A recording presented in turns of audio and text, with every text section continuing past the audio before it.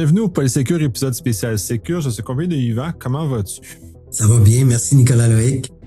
Est-ce que tu peux te présenter? Parce que beaucoup de gens te connaissent, mais pas tous.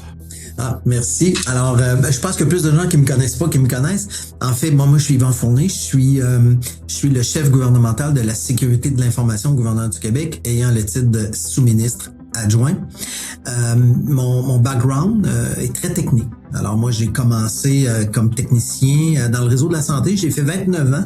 Ça trahit un peu mon âge. J'ai fait 29 ans en santé. Donc, j'ai fait à peu près tous les postes, là, technicien spécialisé, analyste spécialisé, coordonnateur. Après ça, je suis chef de service, primé, adjoint au directeur adjoint, et j'ai terminé directeur au CIS Chaudière-Appalaches et directeur général de la cybersécurité et de la sécurité de l'information à Santé Québec. Alors, mon background est plutôt technique, donc j'ai fait beaucoup d'implantations. Je me souviens, je pense que j'étais le premier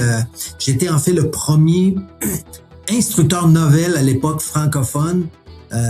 Les gens de la France venaient ici au Québec se faire former. Fait que j'ai commencé en réseau, Novell et compagnie. J'ai fait toutes mes certifications de Microsoft et compagnie. J'ai 22 certifications en cybersécurité. J'ai fait quelques concours aux États-Unis de hacking et tout ça.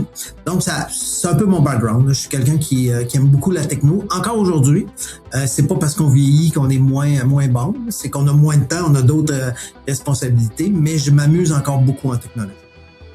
Effectivement, mais rendu à un certain âge, les enfants sont grands, donc on regagne un peu de temps qu'on avait perdu au cours de ça. Puis t'as moins de cheveux gris que moi, fait que Claire, tu fais moins ton âge que moi en ce sens-là. Mais j'ai l'impression que je perds plus que toi, fait que là, ça s'équivaut. Ça s'équivaut un peu. T'es de retour dans le giron gouvernemental. Tu as fait la santé, tu avais fait un peu du secrétaire du Conseil du Trésor un peu au début des années 20. 2018, mais j'avais les deux rôles. Hein. J'étais directeur en santé et j'étais directeur principal au SCT, et c'est là qu'on a créé tous ensemble le Centre gouvernemental de cyberdéfense. Oui, tout à fait, qui est déjà une construction phare au gouvernement du Québec qui changeait beaucoup la dynamique par rapport à ce qui se passait avant. Là, tu es de retour au MCN. Maintenant, à l'époque, ça n'existait pas. Maintenant, cette entité-là existe. Fait que tu reprends un peu les rênes de ce que tu avais commencé à travailler il y a quelques années. Le gouvernement continue donc à travers tes initiatives à améliorer sa posture de façon très importante. Puis c'est pour moi, comme citoyen, je trouve ça très positif parce que je me sens rassuré.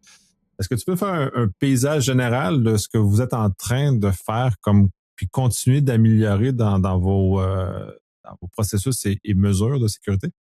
Oui, bien sûr. Alors, premier élément, pour ceux qui s'en souviennent, en 2019, on avait travaillé en équipe avec quelques champions du réseau gouvernemental.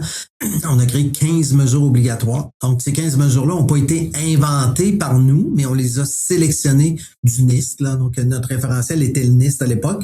Pour quelles sont les plus gagnantes, les plus faciles? Donc, ce sont des mesures obligatoires telles que mettre un multifacteur d'authentification, de faire tes patchs, tes rustines, excusez l'anglicisme, de mettre tes rustines sur tes serveurs, sur tes postes, d'avoir par exemple un SGBD qui est encore supporté par le manufacturier. Ce sont des éléments de base qu'on a mis en place qui donnaient un petit coup, une petite vision pour dire qu'il faut mieux s'équiper en tant que gouvernement, parce qu'on est quand même là pour protéger la donnée du citoyen et la productivité. Tu sais, le gouvernement base pratiquement 100% de sa productivité puis des réponses aux citoyens sur des technologies de l'information.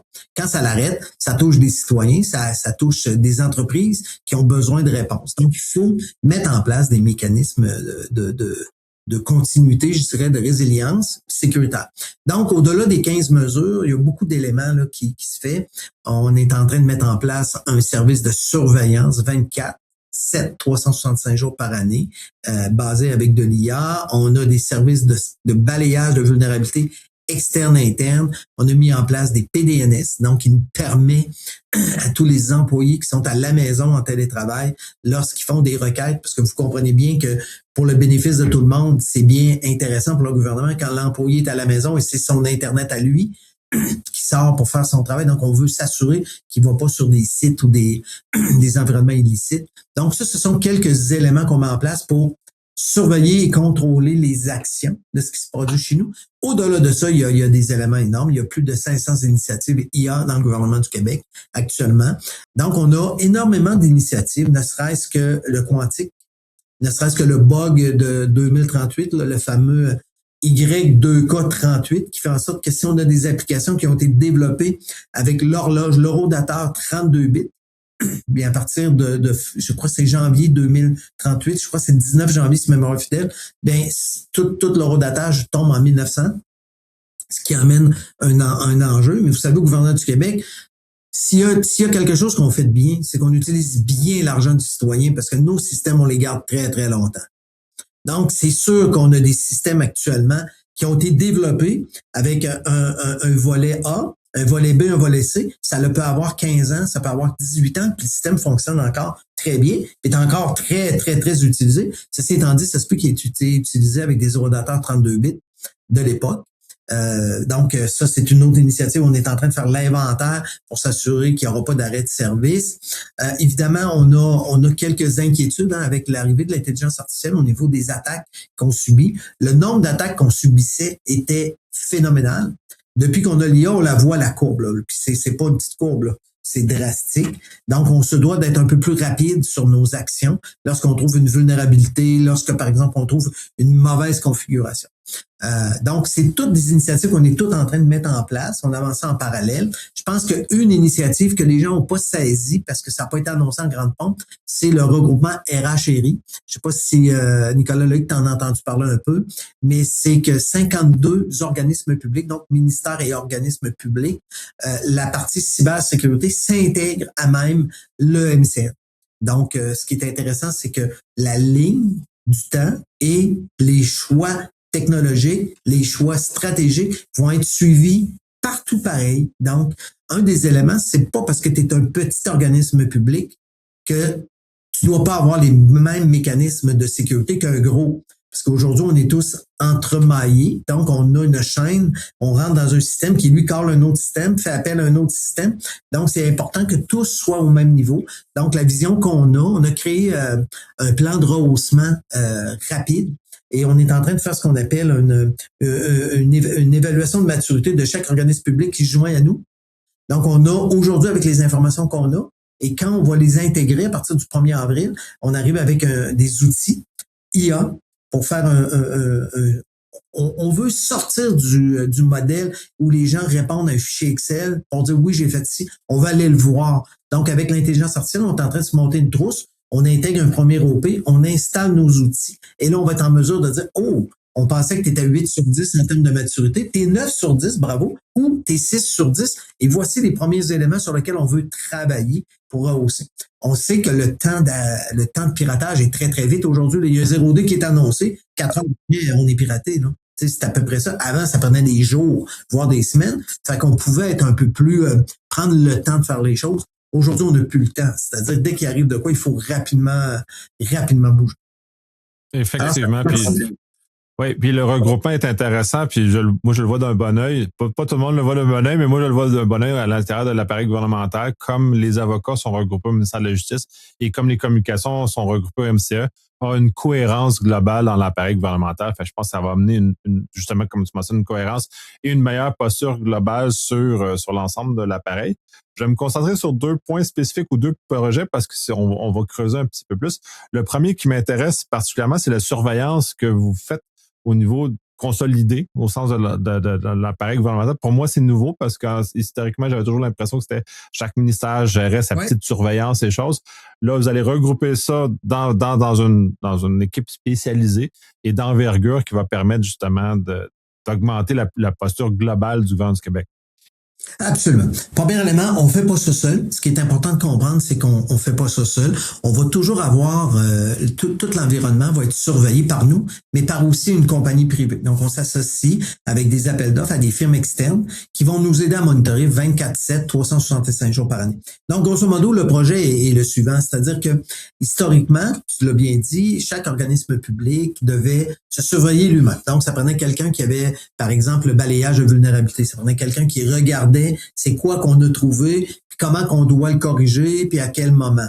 Après ça, les gens regardaient les EDR. Qu'est-ce qu'on a eu comme y a-tu un incident? As-tu été détecté par notre EDR? Là, les antivirus, qu'est-ce qui s'est passé? Donc, c'était très décentralisé et c'était pas remonté au niveau central, puis c'était surveillé selon les capacités de l'organisme public. C'est-à-dire que c'était pas, les plus gros avaient des moyens d'avoir quelqu'un de garde 24/7, 365 qui s'alternait. Le plus petit, ben des fois, on va se le dire, le plus petit organisme public, mais la personne qui installe le poste, c'est la personne qui fait les backups, puis c'est la personne qui fait la cybersécurité. Lui, il peut pas être de garde 365 jours par année, puis il peut pas surveiller la nuit. Donc, le projet, il est fantastique. Donc, évidemment, les organismes publics ont tous, parce que dans une des mesures obligatoires était de mettre un EDR, on en a parlé d'entrée de jeu. Donc, tous les organismes publics ont des EDR, ont des antivirus. Le balayage de vulnérabilité, il est central. Donc, nous, au MCN, actuellement, on voit tout ce qui est balayé, tous les adresses IP vues d'Internet, on a le rapport hebdo, on peut rentrer et on voit s'il y a des alertes et on est en train de le déployer sur l'interne aussi. Donc, notre objectif, c'est d'intégrer tout ça, c'est-à-dire les rapports des antivirus, les rapports des EDR, les rapports des scans de vulnérabilité internes et externes, les PDNS. Donc, tous les outils qu'on a, entre autres, on commence à faire un balayage des actifs directory locaux pour s'assurer que tout est correct. Donc, les résultats de tout ça s'en vont dans un SIEMS et un source qu'on a localement. On a fait le choix de 2 entreprises, 2 produits qui sont basés sur l'IA, qui sont basés aussi sur des expertises qu'on connaît, les gens sortent, et on va être en mesure d'avoir une vue globale de tout ce qui se passe au gouvernement du Québec qui sont sur la LGGRI. Donc, il y a une loi de la gouvernance au gouvernement et tous ceux qui sont membres de ça, ben nous, on va avoir le résultat centralisé dans notre environnement de surveillance.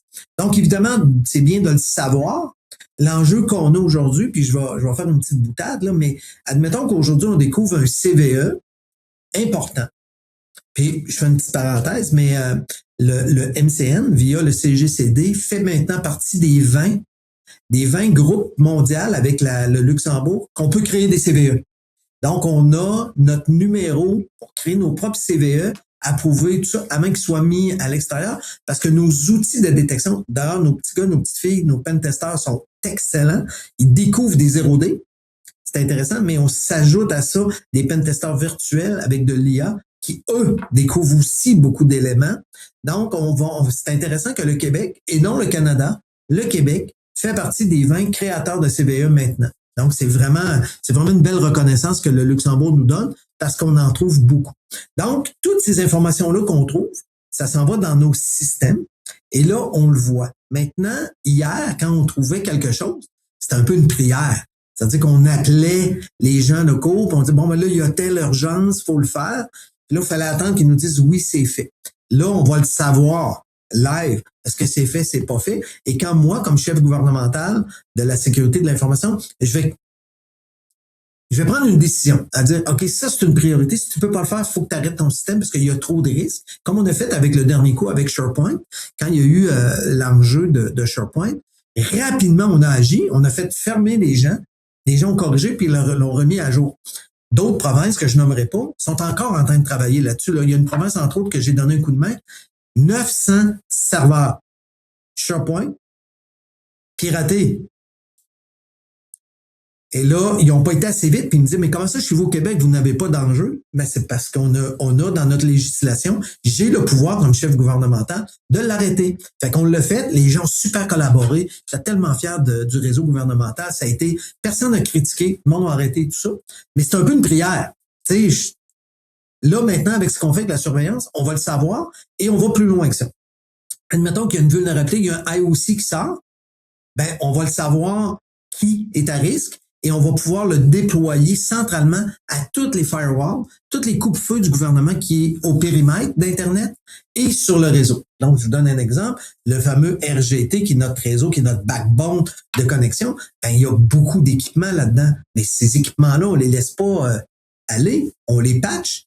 Excusez, on met la rustine, on les configure, on les installe. Ben avec ça, on va être en mesure de déployer les IOC sur tout le réseau. Donc, avant que ça se rende même à nos serveurs, le réseau va l'avoir bloqué. Puis si jamais ça se rendait, ça va être bloqué de ce côté. Donc, notre niveau de surveillance n'est pas juste d'avoir une belle map du gouvernement du Québec sur nos écrans et de dire, OK, il y a une attaque qui se passe là, ah, il y a un incident là. C'est aussi d'être en mesure de réagir. D'où, on parlait en entrée de jeu, le regroupement RH et RI, c'est assez incroyable parce que ça tombe au moment où on va être en mesure de dire, hey, tel organisme public, on va tout automatiser. Donc, quand il y a des éléments, pouf, on arrête le serveur, on appelle les gens du réseau, on appelle les gens de la bureautique, on appelle les gens de l'infrastructure. Là, tel serveur, on l'a déconnecté parce il était en train de se faire hacker. Peux-tu le patcher? Qu'est-ce qu'on fait avec ça? Puis on va le suivre. Donc ça fait partie de notre service de surveillance. Oui, on va tout voir, mais on va aussi automatiser énormément d'éléments pour aller plus vite.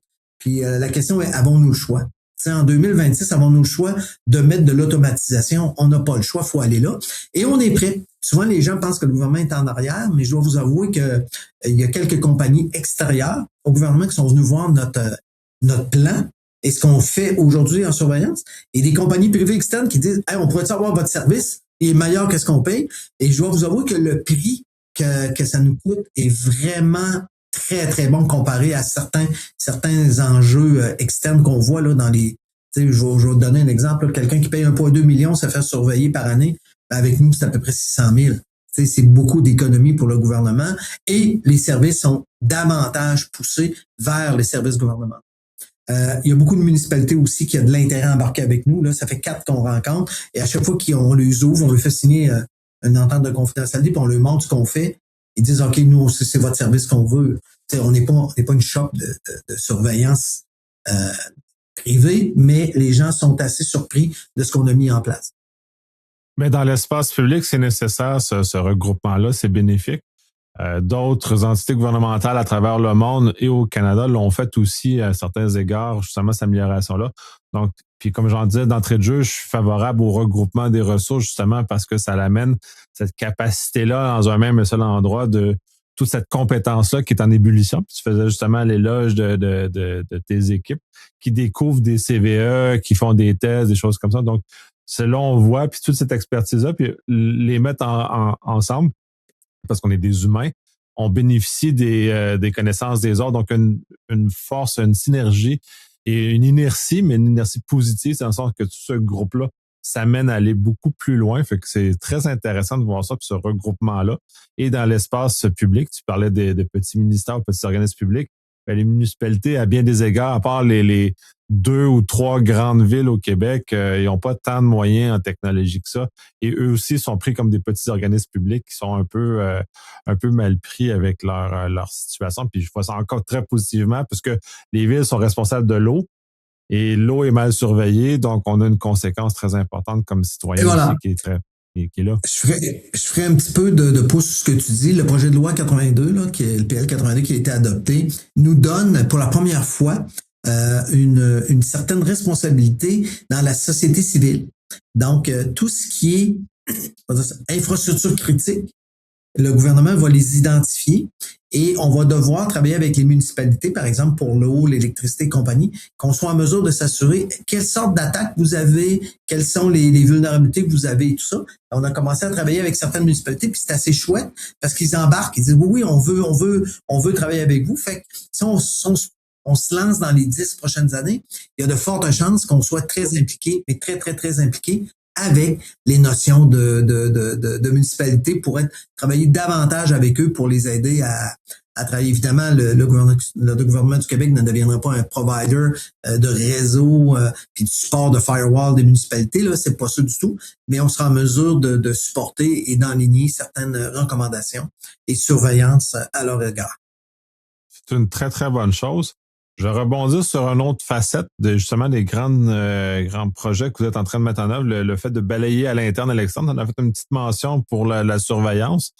En quoi? Parce que moi, je suis familier avec l'externe parce que c'est arrivé dans les années, pendant le confinement, ça a été déployé massivement, cette structure-là, qui a permis enfin d'avoir une visibilité complète de ce qui se passait sur la face externe.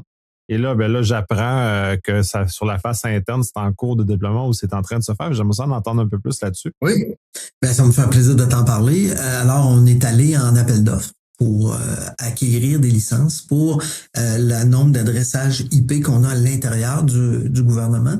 C'est très intéressant parce qu'on a une vue, comme tu disais, j'ai une vue externe. Donc, moi, à tous les matins, je peux aller voir qu'est-ce qu'on a découvert comme vulnérabilité du gouvernement du Québec sous la LGGRI et j'ai instantanément dit, oh, tel OP a des vulnérabilités, puis ça fait tant de temps. On a créé pour ça le GMVI, la gestion des menaces, vulnérabilités et incidents.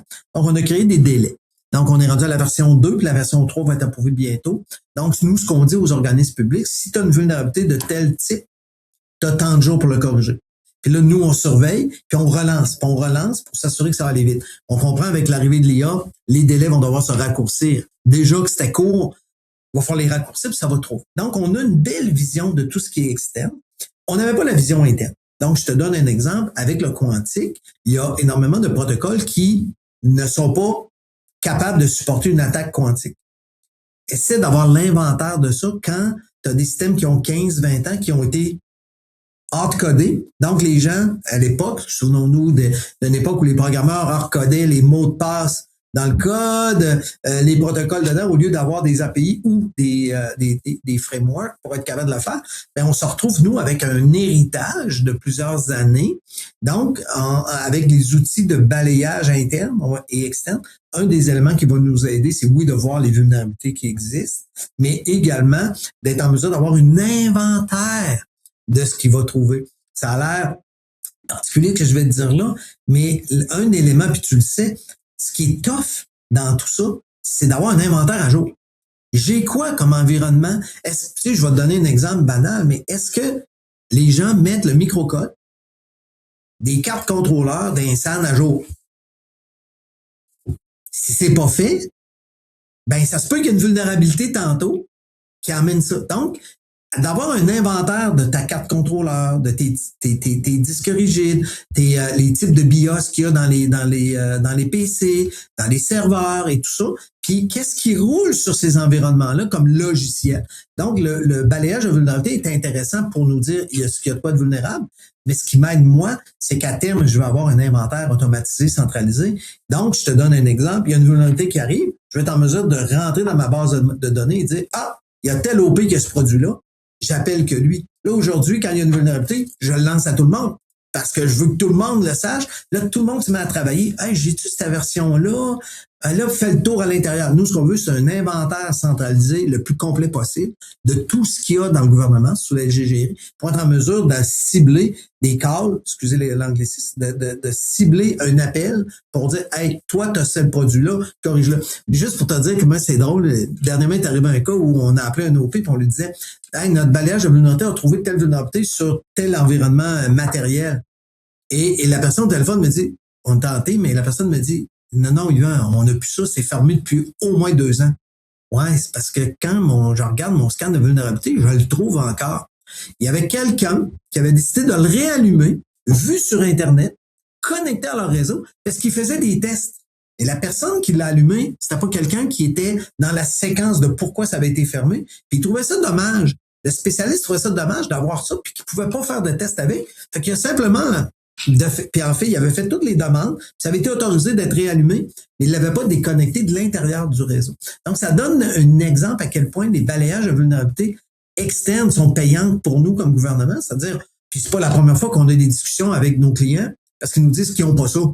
Fait que ça, c'est le premier élément. Mais à l'interne, ça va nous permettre aussi d'avoir un meilleur inventaire et notre posture de désuétude. Hein, parce qu'on se comprend, le gouvernement est là pour offrir des services aux citoyens.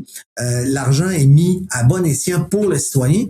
Puis souvent, ben, les technologies sont étirées et soutenues très, très longtemps. Notre balayage interne va nous donner une meilleure vision. Sur, oh, attends une minute, là, c'est peut-être pas normal que tu roules encore Windows XP, là. Pourquoi tu le roules? Ah, mais parce que le SGBD, il roule juste ça. OK, le problème, c'est pas le poste. Le problème, c'est l'application. Puis, as-tu un plan de match pour l'application? Ce qu'on voudrait faire, c'est un peu un de mes rêves, là. C'est être capable de donner au gouvernement une vision de toute la désuétude. Et de dire, regardez, là, ça nous amène à chaque année, ça augmente de tel pourcentage notre risque d'attaque. Parce que c'est vulnérable. Donc, il faut aller de l'avant. Et on travaille de ce côté-là. Fait que dans ce scan de vulnérabilité, excusez-moi, le balayage de vulnérabilité est très intéressant pour nous parce qu'au-delà d'avoir une photo des vulnérabilités qu'on a, ça me permet aussi de voir des éléments autres que de vulnérabilité, mais d'avoir un inventaire plus complet. Et ça, c'est très intéressant. Oui, c'est très intéressant. Tu as abordé deux facettes. Sur la face extérieure, effectivement, d'être capable d'avoir la surface d'attaque. Et il y arrive souvent que des manipulations autorisées arrivent à réactiver des systèmes puis on le contrôle pas, fait qu'on n'a pas d'inventaire. Ça vient justement couvrir ça. Mais là, l'autre côté interne, qui est, je trouve, encore plus intéressant, c'est le Saint Graal que tu vas avoir, c'est-à-dire l'inventaire complet de ce qui se passe et d'être capable de prendre des décisions éclairées à tout moment et justement d'avoir une vue toujours relativement à jour sur ce qui se passe et d'amener, les bons investissements sur les bons équipements et les protéger adéquatement au bon niveau. Donc, optimiser tes investissements sécurité pour arriver au maximum de protection au plus faible coût possible, c'est vraiment top. Ouais, c'est tout à fait ça. Je vous dirais, on n'est pas, tu parles du Saint Graal. Pour moi, le Saint Graal, ça serait aussi d'avoir un inventaire complet des objets connectés. Ça, c'est... oui, mais j'imagine qu'à travers ton balayage automatique, tu vas réussir à en attraper une partie, j'espère. Là. Oui, mais il va falloir aller plus loin. Puis ça, c'est un de mes rêves. C'est-à-dire, j'ai besoin de savoir. Puis tu sais, c'est rendu fou aujourd'hui. Là, tu sais, je te donne un exemple. J'ai un ami qui a une érablière. Et il met des objets connectés dans l'érable pour avoir le taux d'acidité, puis cette année, prévoir, et il doit-tu faire quelque chose pour avoir un meilleur sirop? Quand c'est rendu que ton érable à la maison est connecté sur Internet, là, ça commence à être quelque chose, là. Fait que là, il faut absolument qu'on ait au gouvernement du Québec une façon. C'est très utilisé en santé, c'est très utilisé au transport, c'est très utilisé en construction, les objets connectés de plus en plus. Mais là, on connaît bien les nouvelles règles des objets connectés sécuritaires. Ça va prendre 5 ans avant qu'on les voit dans nos microcodes. Puis les études qu'on fait, c'est que là, j'ai rien contre le fait. Ce que je veux dire, je suis pas contre, là, mais c'est parce que les 5 compagnies qui font du microcode pour les objets contaminés, les 5 plus grandes compagnies qui font le microcode pour les objets connectés sont toutes chinoises. Sont toutes chinoises. Fait que ça commence à être compliqué, c'est-à-dire qu'on achète des produits américains, on achète des produits européens, mais le microcode puis je dirais le thinking à l'intérieur de la petite boîte, c'est fait en Chine. Et puis, encore une fois, je suis pas en train de dire que c'est pas correct. Je fais juste dire, il faut se questionner. J'ai un drone à la maison, puisque j'essaie de travailler sur un système de sécurité avec un drone. Puis quand je l'ai ouvert, puis j'ai commencé à lire le code pour être capable de modifier choses, là, je voyais que la caméra était capable de faire de la reconnaissance faciale de mon petit drone que j'ai acheté à $40, là, c'est une cochonnerie qui va très bien, ma grande surprise. Mais là, quand je lisais le code, ça a pris du temps avant que je puisse avoir accès à tout ça, parce que moi, je veux le remodifier. Là, je me disais, OK, c'est juste une switch à on, puis le drone peut faire de la reconnaissance faciale. Fait que là, il y a beaucoup d'éléments dans les objets connectés qu'on connaît pas, qui sont là, puis on achète, puis ça fonctionne bien. La maison, nos TV, nos gestions de lumière, que ce soit du Philips Hue avec du Zigbee ou des NOCM comme protocole, tout ça, ça jase.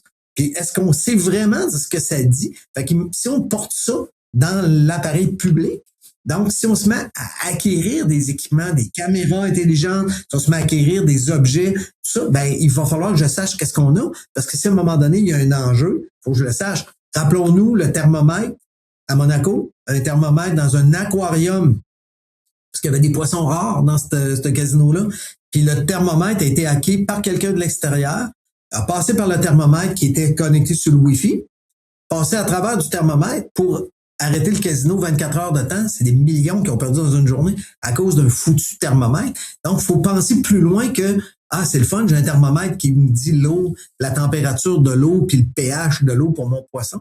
Ça va plus loin que ça. Si vous le connectez sur nos réseaux, ça peut avoir une incidence. Fait que pour moi, le Saint Graal, c'est aussi les objets connectés en inventaire. Je sais pas si je vais y arriver avant la retraite, mais ça fait partie des plans. C'est effectivement, puis il y a déjà des gestes concrets qui ont été faits, des décrets pour interdire certains fabricants, justement, qui ont été déjà posés. Fait qu'il y a déjà des actions qui sont faites au niveau du gouvernement du Québec qui sont sérieux pour limiter la portée des objets connectés qui peuvent être considérés comme étant hostiles. Ou, cela, dans ce cas, c'est un cas hostile, mais dans un cas de vulnérabilité, comme l'exemple que tu mentionnes du thermomètre, ça aussi, c'est un autre défi. Tu parlais de microcode dans les contrôleurs de SAN, par exemple, mais ça va aussi de cette portée-là de ramener tout cet inventaire-là, cet ultime inventaire de tout ce qui est branché dans l'appareil gouvernemental. C'est un beau défi. Un beau défi. pense qu'en scan interne, c'est un bon début pour rentrer là-dessus puis ouvrir les consciences. Puis je pense qu'on va aller loin avec ça. Là. Oui, je suis d'accord avec toi. Alors, comme tu peux voir, Nicolas Loïc, on a beaucoup d'ambition. On a beaucoup de plaisir. Je dois avouer que moi je les appelle les petits gars, les petites filles là, qui travaillent en cyber, sont vraiment chouettes. Ils ont le cœur à bonne place. Les gens veulent travailler, mais le fait qu'on était tous distribués, c'était difficile. Alors je vois d'un bon œil la centralisation, puis que toute cette équipe-là, on travaille ensemble pour ramener à un niveau égal partout, tout le monde. Puis, vous savez, plus on est, plus il y a des idées, plus... puis on travaille très sur le code ouvert, donc on cherche beaucoup l'open source avec des outils de plus en plus. On cherche la souveraineté. Puis ça amène un nouveau défi fort intéressant. Je dirais c'est excitant, Nicolas Loïc, de dire, OK, on fait ça aujourd'hui avec un produit X, mais là, avec tel produit, on pourrait même participer au développement du code tantôt. On pourra faire partie de la communauté puis être capable de le faire. Puis je trouve ça très intéressant. Puis on va se le dire, là, si vous êtes impressionné de ce que GitHub fait avec AI pour faire du code, puis ce que Claude.ai fait, qui est terrible, ben évidemment, tu fais une recherche sur Claude, tu fais une recherche sur ChatGPT, puis tu lui demandes c'est quel le meilleur pour faire du code, ben c'est Mistral. C'est Mistral Code de la France qui cotait le meilleur. Fait que tu sais, aujourd'hui, un programmeur qui est moindrement habile, avec tous ces outils-là, peut nous livrer du code de qualité, mais en quantité industrielle, qui n'a pas de sens. Là. Tu sais, ce qu'on faisait dans des mois, on va le faire dans une journée. Là. Fait que donc, je pense qu'avec le code ouvert, je pense qu'avec la souveraineté qu'on souhaite avoir pour le gouvernement du Québec dans nos logiciels, dans nos systèmes qui gèrent ça, je pense qu'il y a un futur fort intéressant. Et j'invite tout le monde à s'y intéresser et à venir nous parler si vous avez des idées, parce qu'on est très ouvert là-dedans. On cherche à se diversifier. Oui, tout à fait. Je te remercie de ce partage-là. Merci d'avoir pris le temps de venir partager cette information-là. Si vous voulez justement continuer la conversation, tu vas être au Sécure avec nous. Tu vas continuer cette conversation présentée de ce qu'on vient de discuter. Et justement, d'entamer cette conversation-là, je sais que au Hackfest, tu l'as fait, tu as ouvert la conversation, ce qui est très bien. Puis j'ai eu des échos très positifs de cette ouverture-là. Tu viens au Sécure pour continuer cette conversation-là, puis justement qu'on ait un dialogue et qu'on soit pas dans l'hostilité, mais justement dans le travail commun pour améliorer la posture du gouvernement, parce que ça nous concerne tout. Je te remercie énormément. Je trouve ça vraiment très chouette ce qui s'en vient devant nous. Ben, merci Nicolas Loïc de nous avoir invités, puis on se voit au Sécure dans quelques semaines. Bonne fin de journée. Merci.